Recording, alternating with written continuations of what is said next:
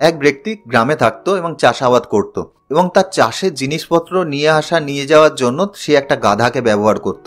বহুদিন ধরে সেই গাধার সাথে থাকতে থাকতে তার সাথে একটা ছোট্ট রিলেশনশিপ তার তৈরি হয়ে গেছে। একদিন সেই ভদ্রলোক যাচ্ছেন, যেতে যেতে সেই গাধাটি হঠাৎ করে একটা গর্তের মধ্যে পড়ে যায়। সেই ভদ্রলোক অনেক চেষ্টা করে গাধাকে সেই গর্ত থেকে বের করার, কিন্তু উনি কোনো রকম ভাবে সেই গর্ত থেকে গাধাটিকে বের করতে পারছেন না। চেষ্টা করতে করতে সন্ধ্যা হয়ে গেল, তারপরেও তিনি সেই কাজটি করতে পারেননি।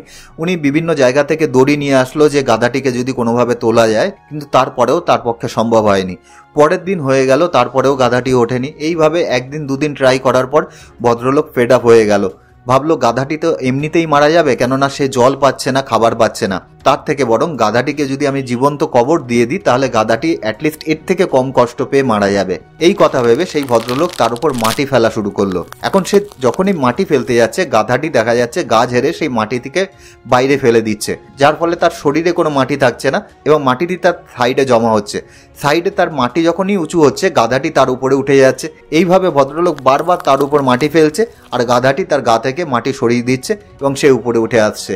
এইভাবে চেষ্টা করতে করতে একটা টাইমে কিন্তু গাধাটি গর্ত থেকে বেরিয়ে আসলো। তা বন্ধুরা, এই ছোট্ট গল্প থেকে একটা জিনিস কিন্তু আমরা শিখতে পারি।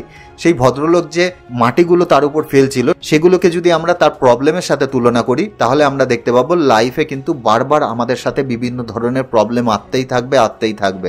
কিন্তু আমরা যদি ছোট ছোট স্টেপ নিই এবং সেই প্রবলেমগুলোকে সাইড করে দিই, তাহলে কিন্তু আমরাও একটা না একটা সময় সাকসেস অবশ্যই পাবো।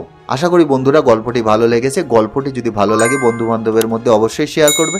তাহলে দেখা হচ্ছে নেক্সট ভিডিওতে। ততক্ষণের জন্য বাই।